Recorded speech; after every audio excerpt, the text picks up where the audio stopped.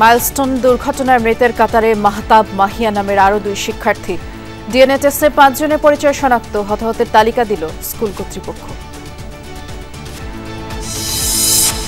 আহতদের চিকিৎসায় প্রাণান্তকর চেষ্টা, সহায়তা করছে চীন ভারতের টিমও। 3 দিন পর সাংবাদিকদের ঘটনাস্থল ঘুরে দেখালো সেনাবাহিনী। স্থানীয় সরকার নির্বাচনে থাকবে না দলীয় প্রতীক, সিদ্ধান্ত উপদেষ্টা পরিষদের। সরকারি কর্মচারীদের বেতন পর্যালোচনায় পে কমিশন গঠন। সাবেক প্রধান বিচারপতি খায়রুল হককে তোলা হবে আদালতে। দৃষ্টান্তমূলক বিচার দাবি বিএনপি ও জাতীয়তাবাদী আইনজীবী ফোরামের। জনগণের সঙ্গে প্রতারণা করেছেন, রাষ্ট্রের সঙ্গে প্রতারণা করেছেন, তার বিরুদ্ধে যে ব্যবস্থা গ্রহণ করেছে সরকার, সেজন্য সরকারকে আন্তরিক ধন্যবাদ।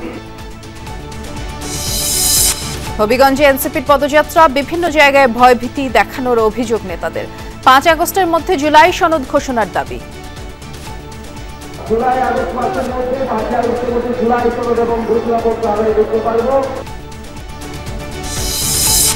গণ অভ্যুত্থানে নিহত হৃদয়ের মরদেহের সন্ধানে তুরাগে প্রসিকিউশনের তদন্ত টিম। গ্রেফতার আসামিদের তথ্যের ভিত্তিতে এই অভিযান। চীন রাশিয়ার দুর্গম পাহাড়ি সীমান্তে রুশ যাত্রীবাহী বিমান বিধ্বস্ত, 49 আরোহীর সবারই প্রাণহানির শঙ্কা। মাইলস্টোন স্কুলে বিমান বিধ্বস্তের ঘটনায় আরও 2 শিক্ষার্থী মারা গেছে চিকিৎসাধীন অবস্থায়। বৃহস্পতিবার মাহতাব ও মাহিয়ার মৃত্যুর খবর নিশ্চিত করে বার্ন ইনস্টিটিউট কর্তৃপক্ষ। এছাড়া ডিএনএ টেস্টের মাধ্যমে পুড়ে যাওয়া 5 জনের মরদেহ শনাক্ত করেছে সিআইডি। স্কুল কর্তৃপক্ষ জানিয়েছে, এই দুর্ঘটনায় নিহতের সংখ্যা আরও হালনাগাদ করা হচ্ছে। যদিও নিহতের মোট সংখ্যা নিয়ে আইএসপিআর, স্বাস্থ্য মন্ত্রণালয় ও স্কুল কর্তৃপক্ষের তথ্যে ভিন্নতা রয়েছে। মাইলস্টোন স্কুলে বিমান বিধ্বস্তের পর ভাইরাল হয় মাহতাবের ভিডিওটি, যা দেখে আঁতকে ওঠেন অনেকে। পরে বার্ন ইনস্টিটিউটে ভর্তি করে চিকিৎসা দেওয়া হচ্ছিল 7ম শ্রেণীর এই শিক্ষার্থীকে। বৃহস্পতিবার দুপুরে দুঃসংবাদ দেয় হাসপাতাল কর্তৃপক্ষ, জানায় মাহতাব আর নেই। পরে পরিবারের কাছে হস্তান্তর করা হয় মরদেহ। ও কথা বলছিল, ওর বাবা বলছিল যে ও কনফিডেন্টলি বলেছে, বাবা আমি বেঁচে যাব ইনশাল্লাহ। তো গতকাল পর্যন্ত আমরা ভালো খাবার খারাপ খবর পাচ্ছিলাম। আর ওর বন্ধু আয়ান সহ ওরা 3 জন একসাথে ছিল বন্ধু, ওরা ভিতরে আটকা পড়ে গিয়েছিল। সন্ধ্যার আগে আরও একটি দুঃসংবাদ আসে বার্ন ইনস্টিটিউট থেকে। মাহতাবের মতো নির্মম পৃথিবীকে বিদায় বলেছে মাহিয়াও। বৃহস্পতিবার 2 জন নিয়ে মোট নিহতের সংখ্যা কত দাঁড়ালো, এ নিয়ে কিছুটা ভিন্নতা দেখা যাচ্ছে আইএসপিআর এবং স্বাস্থ্য মন্ত্রণালয়ের তথ্যে। আহত, নিহত, নিখোঁজ শিক্ষার্থী ও অন্যান্যদের নাম ঠিকানা সহ তালিকা তৈরিতে যে কমিটি গঠন করা হয়েছে, তাদের তথ্যও পাওয়া যায়নি সম্পূর্ণ চিত্র। বিষয়গুলো পর্যালোচনা করে নতুন করে 2 শিক্ষার্থীর মৃত্যুর আগে বিবৃতি দিয়েছে মাইলস্টোনের তদন্ত কমিটি। বলা হয়েছে, দুর্ঘটনায় মাইলস্টোনের মোট 18 জন শিক্ষার্থী প্রাণ হারিয়েছে। এর মধ্যে স্কুল শাখার বাংলা ভার্সনের 3য় শ্রেণীর 9 জন, 4র্থ শ্রেণীর 1 জন, ইংরেজি ভার্সনের 2য় শ্রেণীর 1 জন, 6ষ্ঠ শ্রেণীর 2 জন, 7ম শ্রেণীর 4 জন ও 8ম শ্রেণীর 1 জন। এছাড়াও 2 জন শিক্ষক ও 2 জন অভিভাবক নিহত হয়। তখন তাদের তথ্যে মোট নিহত 22। এছাড়াও 3 শিক্ষার্থী সহ 5 জন নিখোঁজের খবরও জানায় স্কুল কর্তৃপক্ষ।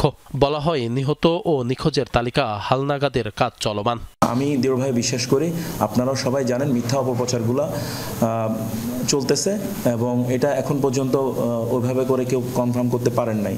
যারা বলছেন তারা কোনো প্রমাণাদি উত্থাপন করতে পারেন নাই। আমি বিশ্বাস ওনারা ভবিষ্যতেও পারবেন না যে অপপ্রচারগুলো করতেছেন। তো এই ব্যাপারে আমরা কোনোভাবেই আমাদের মনোবল ভেঙে পড়ে নাই, আমাদের স্পিরিটও ভেঙে পড়ে নাই। আমরা পেশাদার বাহিনী হিসেবে আমরা সবসময় প্রস্তুত। এর আগে দুপুরে স্বাস্থ্য মন্ত্রণালয় জানায় নিহতের সংখ্যা 30। পরে বিকেলে আরেক বিবৃতিতে জানানো হয় সংখ্যাটা 31। তবে মঙ্গলবারই আইএসপিআর জানিয়েছিল, এই ঘটনায় প্রাণ হারিয়েছে 31 জন। আশিক মাহমুদ, যমুনা নিউজ, ঢাকা। ঢাকা সিএমএইচে মাইলস্টোনে বিমান দুর্ঘটনায় নিহত 5 জনের মরদেহ আজ হস্তান্তর করা হবে। আমাদের সহকর্মী আরেফিন শাকিল এ বিষয়ে খোঁজ খবর রাখছেন। শাকিল, ডিএনএ পরীক্ষার মাধ্যমে তো সিআইডি 5টি মরদেহ শনাক্ত করলো, তাদের স্বজনদের কাছে কখন হস্তান্তর করা হবে জানাবেন? ধন্যবাদ বৃষ্টি। এখনও হস্তান্তর প্রক্রিয়া শুরু হয়নি, খানিক বাদে শুরু হবে। এখনও আমরা সেনানিবাসের ভিতরে প্রবেশ করার অনুমতি পাইনি, হয়তো খানিক বাদে আমরা সেটা অনুমতিও পাবো। তবে স্বজনদের সঙ্গে আমরা কথা বলছিলাম টেলিফোনে, তার মধ্যে তারা জানাচ্ছেন দুইটি পরিবার এরই মধ্যে পৌঁছেছে সিএমএইচে, বাকিরা সব মূলত এখনও পথে রয়েছেন এবং যারা পৌঁছাচ্ছেন তাদের কাছেই তাদের যে সন্তান, সেই সন্তানের মরদেহ হস্তান্তর করার প্রক্রিয়া শুরু হয়েছে। যদি একটু ছোট্ট করে আপনাকে জানাতে চাই, যাদের পরিচয় নিশ্চিত হওয়া গিয়েছে, ফারুক হোসেন সালমা আক্তার দম্পতির মেয়ে ওকিয়া ফেরদৌস নিধি, বাবুল মাজেদা দম্পতির মেয়ে লামিয়া আক্তার সোনিয়া, আব্বাসউদ্দিন এবং মিনু আক্তারের দম্পতির মেয়ে আফসানা আক্তার প্রিয়া, শাহাবুল শেখ মিম দম্পতির মেয়ে রাইসা মনি, আব্দুল কাদের এবং উম্মে ফাতেমা আক্তার দম্পতির মেয়ে মারিয়াম উম্মে আফিয়া। তারা স্কুলের শিক্ষার্থী ছিলেন এবং বিকালবেলা তাদের একটি সংবাদ সম্মেলন করার কথা ছিল তাদের সন্তানদের নিখোঁজের বিষয় নিয়ে। এরপরেই মূলত সরকারের তরফ থেকে জানানো হয় তাদের যে ডিএনএ টেস্ট করা হয়েছে, সেই টেস্টে 5 জনের পরিচয় নিশ্চিত করা হয়েছে এবং এরপরে কিন্তু তাদেরকে এই সিএমএইচে ডাকা হয়েছে এবং তারা পথে রয়েছেন যেমনটা বলছিলাম। এবং তারা বলছিলেন যে আসলে তারা মরদেহ যখন তারা গ্রহণ করবেন, এরপর গণমাধ্যমের সঙ্গে তারা হয়তো কথা বলবেন। তবে এই সময় সাধারণত আসলে বাবা মায়ের একমাত্র সন্তান বা কারো সন্তান হারিয়ে তাদের যে মানসিক যে অবস্থা, সেই অবস্থার মধ্যে নতুন করে নিখোঁজ হওয়ার এক ধরনের টানাপোড়েন ছিল। সেই জায়গায় খানিকটা স্বস্তি ফিরলেও সন্তান হারা যে বেদনা, সেটা আসলে কোনো অংশেই কোনোভাবেই পূরণ হবার নয়। ফলে খানিক বাদেই তাদের সঙ্গে আমরা হয়তো কথা বলবো। তারা জানাচ্ছেন, তারা আমাদেরকে জানিয়েছেন তারা পথে রয়েছেন। এর বাহিরেও 2-1 সঙ্গে আমরা কথা বলছিলাম, তারাও ডিএনএ টেস্টের জন্য তারা নমুনা দিয়েছিলেন। তবে এখন তাদের যেই নমুনার যে ফলাফল, সেই ফলাফল তারা হাতে পাননি বলে আমাদেরকে জানিয়েছেন। সব মিলিয়ে আমরা সিএমএইচের সেনানিবাস ঠিক বাহিরে অবস্থান করছি। খানিক বাদে বৃষ্টি যখন তাদের সঙ্গে আমরা কথা বলবো, নিঃসন্দেহে সেই খবর আপনাদেরকে জানাবো। বৃষ্টি তখন নিশ্চয়ই আবার আপনার মাধ্যমে দর্শকদের আপডেট জানিয়ে দিব। ধন্যবাদ শাকিল। মাইলস্টোন দুর্ঘটনায় আহতদের চিকিৎসায় প্রাণান্তকর চেষ্টা চালাচ্ছে চিকিৎসকরা। তাদের সহায়তায় কাজ করছে চীন, ভারত ও সিঙ্গাপুরের বিশেষজ্ঞ টিম। সিঙ্গাপুর থেকে আসা চিকিৎসকদের সাথে পরামর্শ করে রোগীদের 3 ক্যাটাগরিতে ভাগ করে চিকিৎসা সেবা দেওয়া হচ্ছে জাতীয় বার্ন ইনস্টিটিউটে। এদিকে ভারতের চিকিৎসক দল বার্ন ইনস্টিটিউটে দগ্ধ আহতদের চিকিৎসার ব্যাপারে জরুরি বৈঠক করেছে, যাতে জুমে যোগ দিয়েছে বিশেষজ্ঞ দলও। সন্ধ্যা নাগাদ ঢাকায় পৌঁছায় চীনের সে দল। এদিকে এ ঘটনায় স্কুলের সাথে যোগাযোগ করে আহত নিহতদের পরিবারগুলোকে সরকারিভাবে সহায়তা করার কথা জানিয়েছেন আইন উপদেষ্টা আসিফ নজরুল। নিহতদের যে পরিবার আছে আর আহত যারা আছে তাদেরকে সব ধরনের সরকারি সহায়তা দেওয়া হবে এবং এই ব্যাপারে করণীয় বিষয়ে শিক্ষা মন্ত্রণালয় সংশ্লিষ্ট যে স্কুল আছে, মাইলস্টোন স্কুল, তাদের সাথে কথা বলে এটা ডিটেইলটা নির্ধারণ করবে।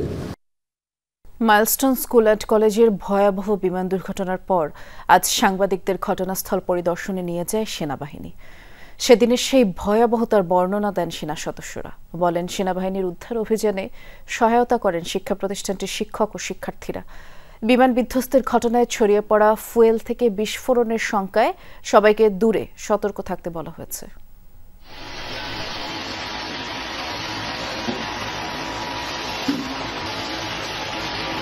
ভয়ানক এই ঘটনার সাক্ষী হয়ে দাঁড়িয়ে আছে মাইলস্টোন স্কুল অ্যান্ড কলেজের হায়দার আলী ভবন। পুড়ে যাওয়া ক্লাসরুম আর ছড়িয়ে ছিটিয়ে থাকা ধ্বংসস্তূপ দেখে বুক যেন ভারী হয়ে ওঠে। এ ঘটনার পর থেকে নিরাপত্তার স্বার্থে সীমিত রাখা হচ্ছে শিক্ষা প্রতিষ্ঠানটির ভেতরে প্রবেশ। দুপুরে সেনাবাহিনীর তত্ত্বাবধানে ঘটনাস্থল পরিদর্শন করে যমুনা টেলিভিশন সহ কয়েকটি গণমাধ্যম। দেখা যায় বিমানটির পাখা ভবনের মাঠ স্পর্শ করে ভবনের ভেতরে গিয়ে আঘাত করে। সামনে থাকা নারকেল গাছকেও উপড়ে নিয়ে যায় FT-7 BGI বিমান। তারপর আগুনের লেলিহান শিখা গ্রাস করে ভবনের বিভিন্ন ক্লাসরুম। পরিদর্শন শেষে ব্রিফিংয়ে জানানো হয়, দুপুর থেকে সন্ধ্যা পর্যন্ত সেনা সদস্যরা 150-রও বেশি হতাহত শিক্ষার্থীকে উদ্ধার করে। আনুমানিক ওই বিল্ডিং থেকে 150 থেকে 200 ব্যক্তিকে আমরা উদ্ধার করি আহত অবস্থায়। যারা মারা গিয়েছেন বা নিহত হয়েছেন তাদের সংখ্যাটা ওই মুহূর্ত এবং হাসপাতাল মিলে যেটা সংখ্যা আপনারা এই মুহূর্তে দেখতে পাচ্ছেন মিডিয়াতে, ওইটাই। তিনি জানান, বিমানের জ্বালানি থেকে ফের বিস্ফোরণের ঝুঁকি বিবেচনা করে ঘটনাস্থল থেকে সবাইকে নিরাপদ দূরত্বে থাকতে বলা হচ্ছে। এই যুদ্ধ বিমানটির ভিতরে বিভিন্ন রকম দাহ্য তেল ছিল, যেটা থেকে বিমানে জ্বালানি ছিল, যেটা থেকে আরেকটি বিস্ফোরণ অথবা অগ্নিকাণ্ড ঘটার সম্ভাবনা ছিল, যার কারণে আমরা এখানকার স্কুলের ছাত্রছাত্রী বা অন্যান্য মানুষজন ছিলেন তাদেরকে দূরে রাখার জন্য চেষ্টা করেছি। উদ্ধার কাজে অংশ নেয়া 25 সেনা সদস্য আহত হন, তাদের মধ্যে 11 জন এখনও চিকিৎসাধীন। উদ্ধার কার্যক্রম সম্পাদন করতে যে আমাদের বেশ কিছু সেনা সদস্য অসুস্থ হয়ে পড়েন এবং তারা বর্তমানে সিএমএইচ ঢাকাতে চিকিৎসাধীন রয়েছেন। সুমাইয়া ঐশী, যমুনা নিউজ, ঢাকা। সরকারি চাকরিজীবীদের নতুন বেতন কাঠামো নির্ধারণের জন্য পে কমিশন গঠন করা হয়েছে। দুপুরে উপদেষ্টা পরিষদের বৈঠক শেষে ফরেন সার্ভিস একাডেমিতে ব্রিফিংয়ে কথা জানান প্রধান উপদেষ্টার প্রেস সচিব শফিকুল আলম। তিনি জানিয়েছেন, পে কমিশনকে 6 মাসের মধ্যে প্রতিবেদন দিতে বলা হয়েছে, আর এর প্রধান করা হয়েছে সাবেক অর্থ সচিব জাকির আহমেদ খানকে। দেশে সরকারি চাকরিজীবীর সংখ্যা প্রায় 14 লাখ। দীর্ঘ 10 বছর ধরে 8ম জাতীয় পে স্কেল অনুযায়ী দেয়া হচ্ছে বেতন ভাতা। মূল্যস্ফীতি বাড়লেও সেই তুলনায় বাড়েনি কাঙ্ক্ষিত সুবিধা। 2025 সালে এসেও সরকারি কর্মকর্তা কর্মচারীরা এখনও 2015 সালের পে স্কেল অনুযায়ী বেতন ও ভাতা পাচ্ছেন।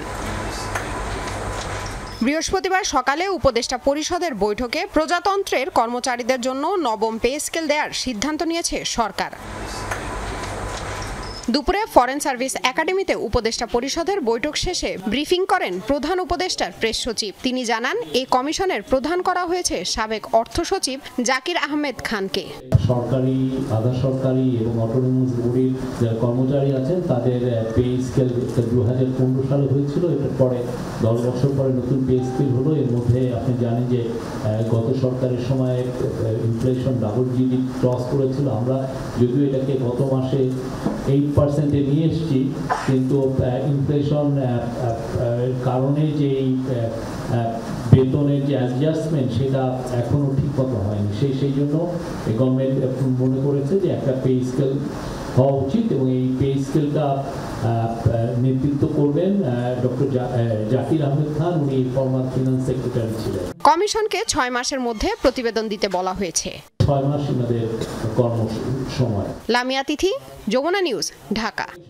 সিটি কর্পোরেশন, পৌরসভা, ইউনিয়ন পরিষদ নির্বাচনে কোনো দলীয় প্রতীক থাকবে না বলে জানিয়েছেন উপদেষ্টা আসিফ মাহমুদ সজীব ভুঁইয়া। দুপুরে ফরেন সার্ভিস একাডেমিতে ব্রিফিংয়ে তিনি বলেছেন, এতে যোগ্য প্রার্থীরা নিজ জনপ্রিয়তায় ভর করেই নির্বাচিত হয়ে আসতে পারবেন, ফলে স্থানীয় সরকারে আসবে ইতিবাচক পরিবর্তন।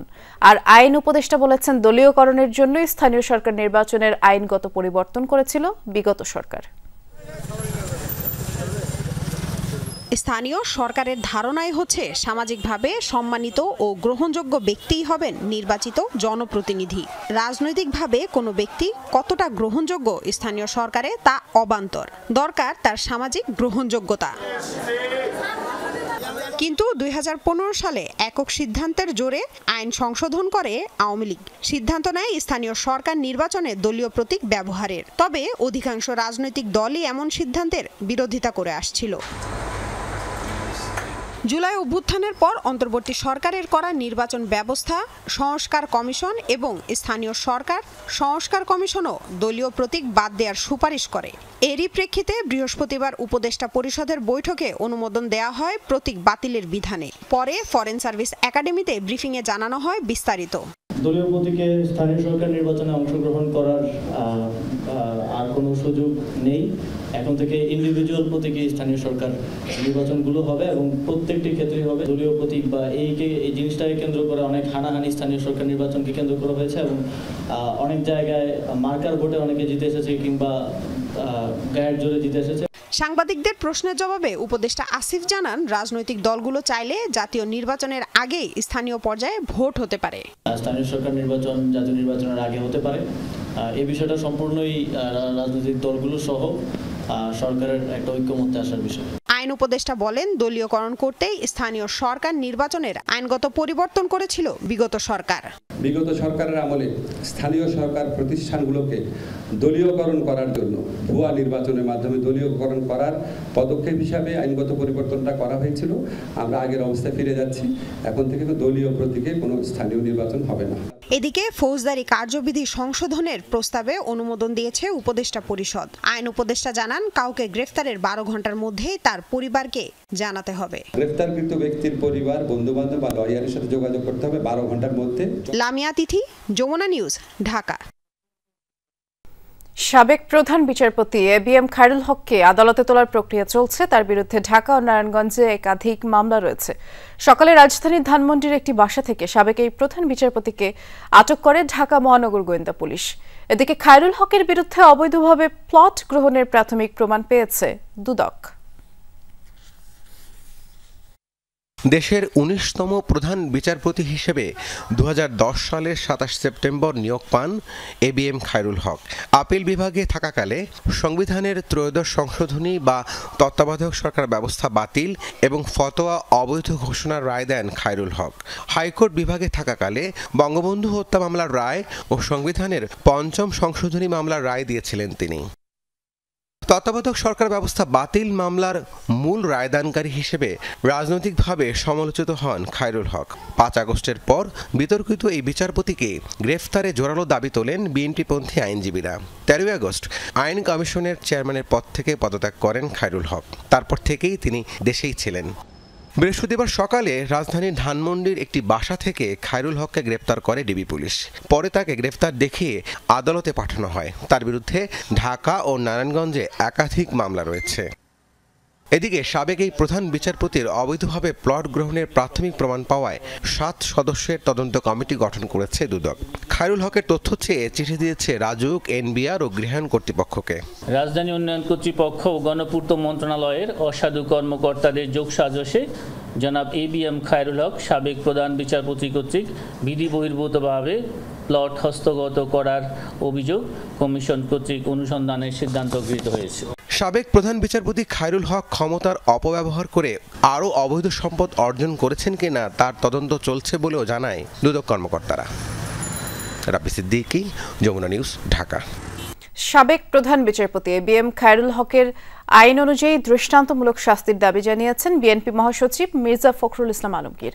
একই দাবি জানিয়ে জাতীয়তাবাদী আইনজীবী ফোরামের নেতারা বলেছেন, আওয়ামী সরকারকে সুবিধা পাইয়ে দিতেই তত্ত্বাবধায়ক সরকার ব্যবস্থা বাতিল করেছিলেন সাবেক এই প্রধান বিচারপতি।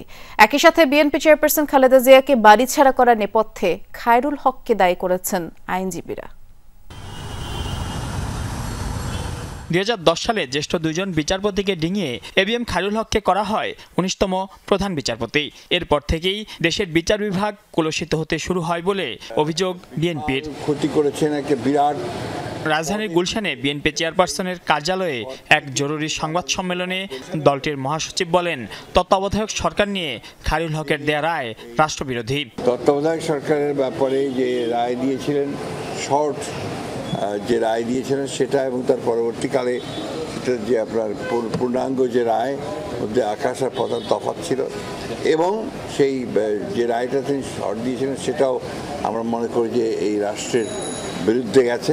এর আগে জাতীয়তাবাদী আইনজীবী ফোরামের নেতারা বলেন, প্রধান বিচারপতি হয়েই রাজনৈতিক নানা বিষয় কোর্টে টেনে এনে সপক্ষে রায় দিয়ে আওয়ামী লীগকে সুবিধা পাইয়ে দিয়েছেন খায়রুল হক।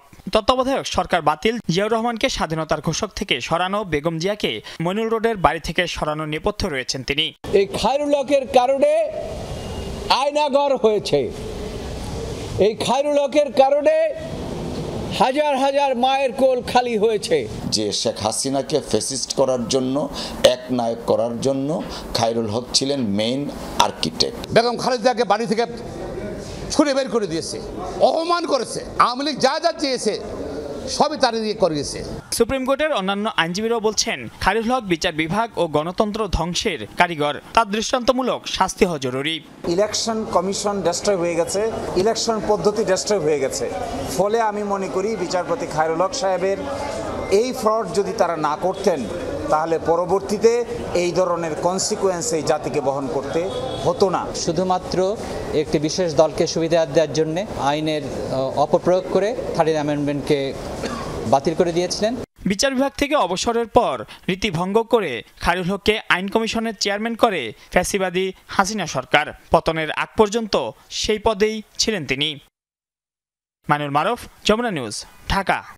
মাইলস্টোন স্কুল অ্যান্ড কলেজের বিমান বিধ্বস্তের ঘটনায় সবশেষ মারা যাওয়া 7ম শ্রেণী পড়ুয়া মাহতাবের মরদেহ তার গ্রামের বাড়ি কুমিল্লার দেবিদ্বারে পৌঁছেছে। আমাদের সহকর্মী খোকন চৌধুরী আছেন সেখানে। খোকন, জানাবেন নিহতের জানাজা দাফন প্রক্রিয়া কখন নাগাদ সম্পন্ন হবে?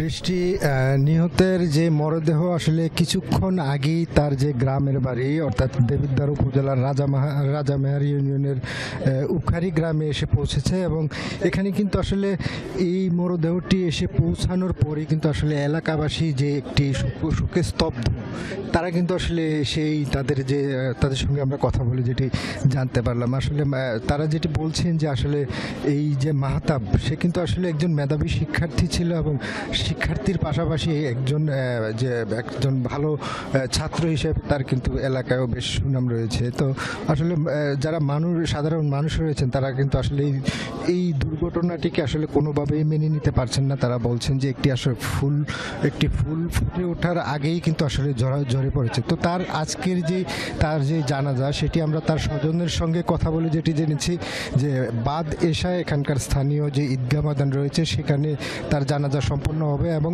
এরপরেই কিন্তু তাদের যে পারিবারিক কবরস্থান রয়েছে সেখানে দাফন করা হবে। তো এখানে কিন্তু আসলে তাদের যে গ্রামের বাড়ি, এখানে কিন্তু আসলে একটি সুখের একটি আবহ পরিবেশ তৈরি হয়েছে। আসলে সাধারণ মানুষ আসছেন, তার যেই নিথর দেহটি বিশেষ করে লাশবাহী গাড়িতে পড়ে রয়েছে সেটি কিন্তু আসলে দেখছেন, যদিও আসলে তাকে এখন অনেকটাই চেনা দুষ্কর, তবে মানুষ দেখছেন, শেষবারের মতন দেখে নিচ্ছেন এবং সবাই তার জন্য দোয়া করছেন যে একটি ভালো ছেলের আসলে তার জীবনের সমাপ্তি ঘটলো, এইটি কিন্তু আসলে অনেকেই মেনে নিতে পারছেন না। তাদের পরিবারের প্রতি আসলে সকলেরই সমবেদনা এবং তারা বলছেন যে এই ছেলেটি একটি মেধাবী ছেলে তারা হারিয়েছেন তাদের এই এলাকার। বৃষ্টি, এই ক্ষতি তো আসলে কখনোই পূরণ হবার নয়। আপনি দেখাচ্ছিলেন এলাকার চিত্র, ধন্যবাদ জানাচ্ছি। উত্তরা মাইলস্টোন স্কুলে মর্মান্তিক বিমান দুর্ঘটনায় শোকাহত পরিবারের সাথে সাক্ষাৎ করেছেন বিএনপি মহাসচিব মির্জা ফখরুল ইসলাম আলমগীর। সকাল 11টায় দিয়াবাড়ি তারাটেক মসজিদ এলাকায় যান তিনি। নিহতের আত্মার মাগফিরাত কামনায় দোয়া পড়েন, নিহতের পরিবারের প্রতি সমবেদনা জানান। বলেন এই ঘটনায় সান্ত্বনা দেওয়ার ভাষা নেই, স্বজনহারা পরিবারের পাশে থাকবে বিএনপি, এই আশ্বাসও দিয়েছেন তিনি। শিগগিরই হতাহতের তালিকা তৈরি করে নিখোঁজদের খুঁজে বের করার অনুরোধ জানানো হয়।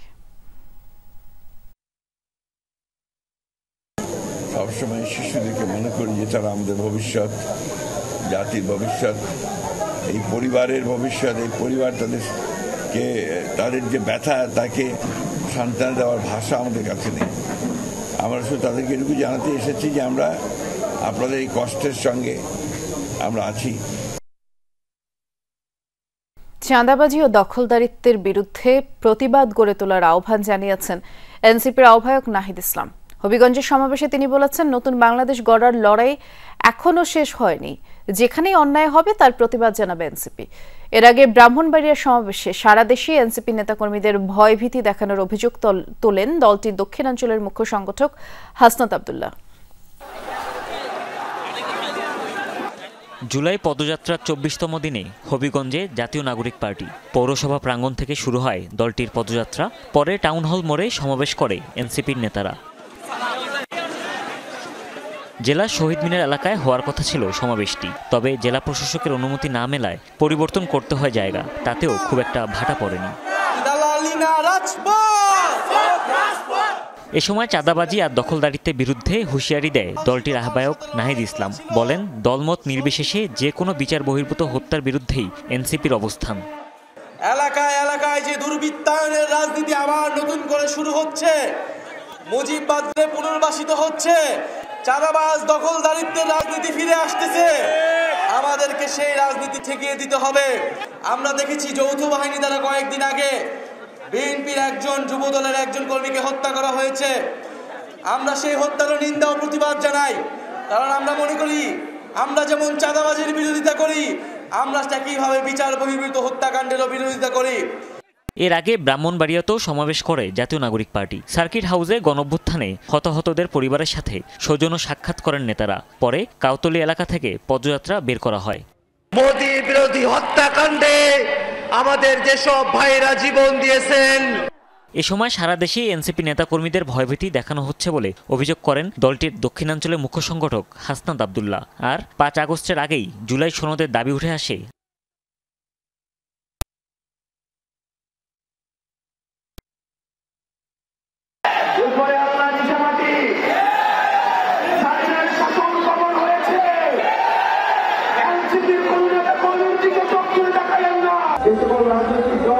নিজেদের দলীয় অবস্থান থেকে সরে এসে সংস্কারের ঐক্যমতের পক্ষে কাজ করছেন সকল রাজনৈতিক দলকে ধন্যবাদ জানাচ্ছি। ইনশাআল্লাহ আমরা জুলাই আগস্ট মাসের মধ্যে 5 আগস্টের মধ্যে জুলাই সনদ এবং ঘোষণাপত্র আদায় করতে পারবো। শুক্রবার মৌলভীবাজার ও সিলেটে পথসভা গণসংযোগের কথা রয়েছে এনসিপির। হুমায়ুন রশিদ, যমুনা নিউজ। গণ অভ্যুত্থানে গাজীপুরে পুলিশের গুলিতে নিহত হওয়ার প্রায় 1 বছর পর কলেজ ছাত্র হৃদয়ের মরদেহের সন্ধানে অভিযান চালানো হলো, তবে কিছুই মেলেনি।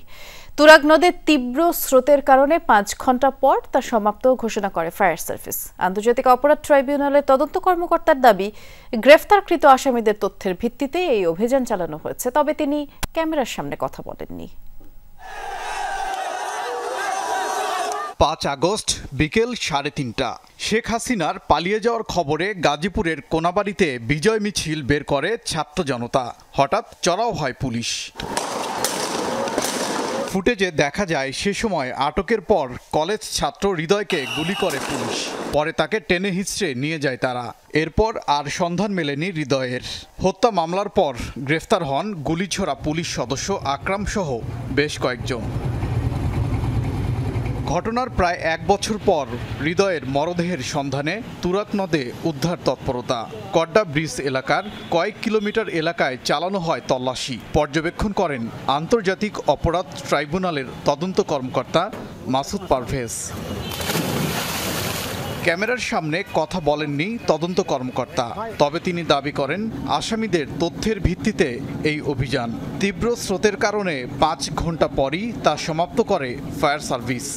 টঙ্গী থেকে ডুবুরি টিম নিয়ে আমাদের এই আজকের এই অনুসন্ধান চালানো হয়, সার্চ অপারেশন করা হয়।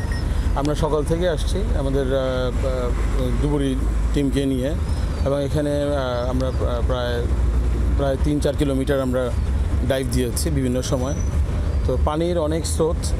অভিযানের সময় নদ পারে উদ্বেগ উৎকণ্ঠায় অপেক্ষায় ছিলেন হৃদয়ের স্বজনরা, তবে শেষ পর্যন্ত মেলেনি কিছুই। বুঝা যদি বাই করতে পারে তো ভালো। আমার বাইরে যদি একটা আড্ডু যদি পাই আমি, এখন আমি আশাবাদী আমার বাইরে যদি একটা আড্ডু পাই আমি দেশে বাড়ি নিয়ে আমি দাফন করবো। আমার বাইরে যারা মারছে তাগর ফাঁসি চাই, আমি তাগর শাস্তি চাই। আর সরকারের কাছে আবেদন আমার ভাই জানি রাষ্ট্রীয় মর্যাদারা পায়।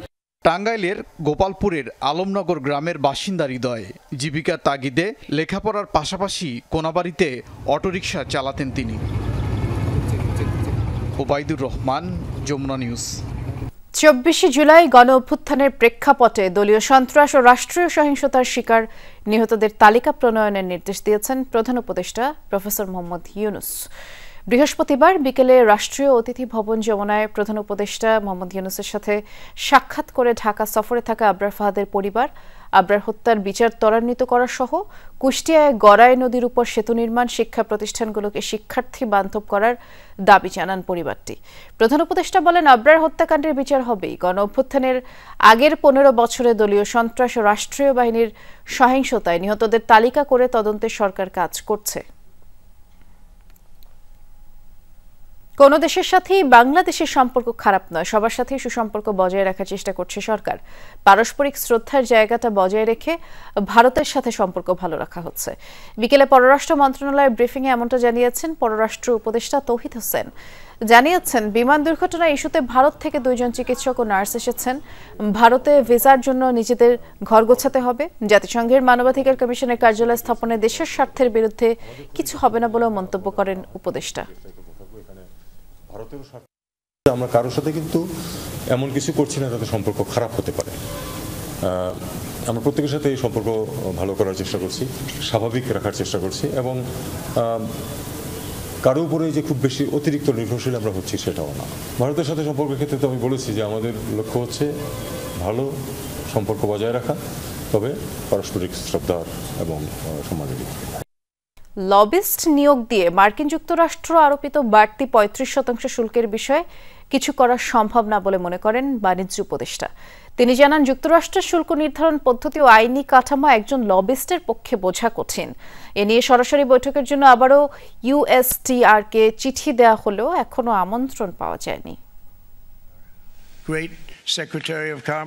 মার্কিন প্রেসিডেন্ট ডোনাল্ড ট্রাম্পের ঘোষণা অনুযায়ী 1 আগস্ট থেকে বাংলাদেশি পণ্যে 35% শুল্ক কার্যকর হতে যাচ্ছে।